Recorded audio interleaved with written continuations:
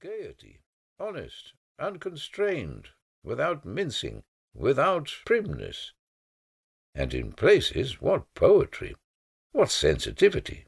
All this is so unusual in our present-day literature that I still haven't recovered. At 22, Gogol was well launched both in literature and in society. In 1835 came Mirgorod, another 2-volume collection of Ukrainian tales, and Arabesques, a group of articles and tales reflecting the life of Petersburg, including Nevsky Prospect, The Diary of a Madman, and the first version of The Portrait. By then, Gogol had begun work on the novel poem Dead Souls. When Pushkin began to publish his magazine, The Contemporary, in 1836, he included tales by Gogol in the early issues, The Carriage in the first, and The Nose in the third.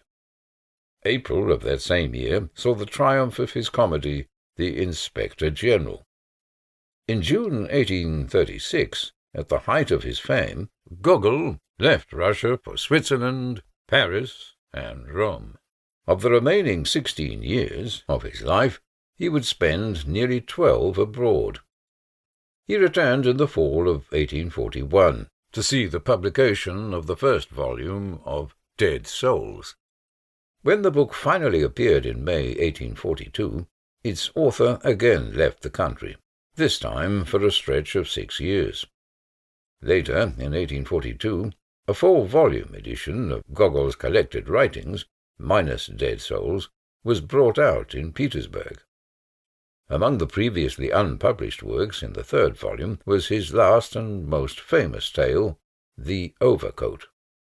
By then, though he was to live another decade, his creative life was virtually over. It had lasted some 12 years.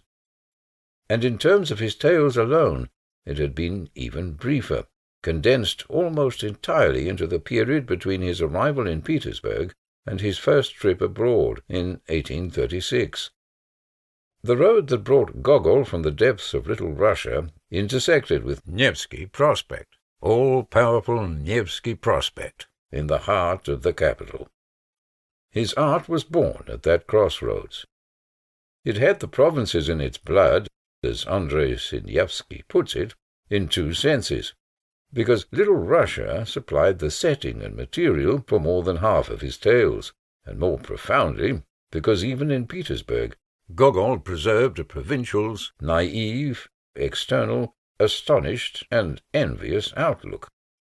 He did not write from within Ukrainian popular tradition, he wrote looking back at it. Yet he also never entered into the life of the capital, the life he saw flashing by on Nevsky Prospect, where the devil himself lights the lamps only so as to show everything not as it really looks. This enforced, official reality of ministries and ranks remained impenetrable to him. Being on the outside of both worlds, Gogol seems to have been destined to become a pure writer, in a peculiarly modern sense. And indeed, Gogol's art, despite its romantic ghosts and folkloric trappings, is strikingly modern in 2 ways. First, his works are free verbal creations, based on their own premises rather than on the conventions of 19th-century fiction. And second, they are highly theatrical in presentation, concentrated on figures and gestures, constructed in a way that, while admitting any amount of digression, precludes the social and psychological analysis of classical realism. His images remain ambiguous and uninterpreted, which is what makes them loom so large before us. These expressive qualities of Gogol's art influenced Dostoevsky decisively, turning him from a social romantic into a fantastic realist, and they made Gogol the father of Russian modernism. His leap from the province to the capital also carried him forward in time, so that at the beginning of the 20th century, the symbolist, Andrei Bely, could say, "We still do not know what Gogol is." A vogue for Little Russia already existed when Gogol arrived in the capital. The novelist Vasily Naryezhny